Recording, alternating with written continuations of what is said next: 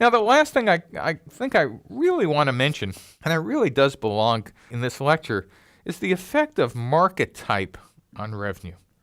And this is really interesting because you might have heard about startups about something called the hockey stick. And the hockey stick is actually this kind of curve. Now, it turns out what the hockey stick really represents are startups in a new market. Wow, well, that's kind of interesting. Why? Well, if you think about it, in a new market on year one, you have no customers. And so your revenue is essentially flat. And year two, revenue still might be flat. Year three, it might be flat.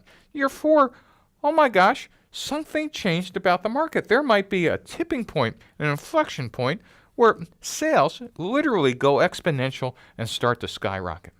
What happened is a market that didn't exist, all things have just come together, and it's become the year of online education, or it's become the year of the network, or it's become the year of the mobile phone or smartphone. The unfortunate part is most startups who are in a new market see something that look like this and go out of business.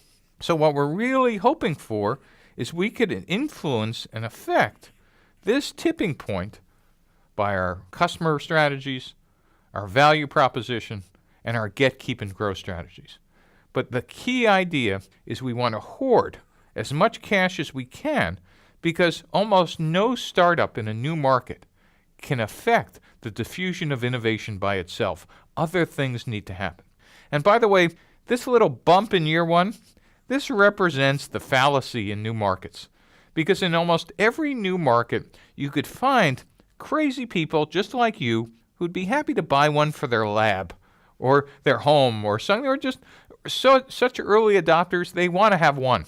And startup founders look at that curve and say, look, it's just going to look like this, and start scaling their sales and marketing and spending, and then it all collapses again because it really was just an early adopter sign, not mainstream adoption. So we want to be careful about what our sales curve looks like. Now, what's really interesting is if we're in an existing market, and remember, in an existing market, what do we know? Well, there are customers and there are competitors.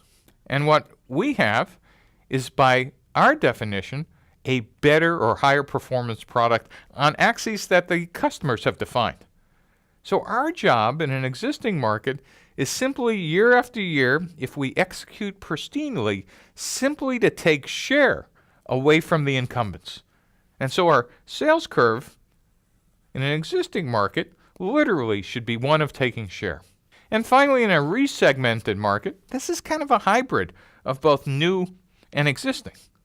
And what's happening in years 1, 2, 3, etc. in the early days is you're actually getting revenue from an existing market. That is, people might actually kind of find you are an okay substitute, but really don't understand your unique value until some tipping point where they realize, oh my gosh, you're just not another vendor in an existing market. You actually solve better a set of needs for a niche, or you're a low-cost supplier that really makes you unique and special, and revenues take off.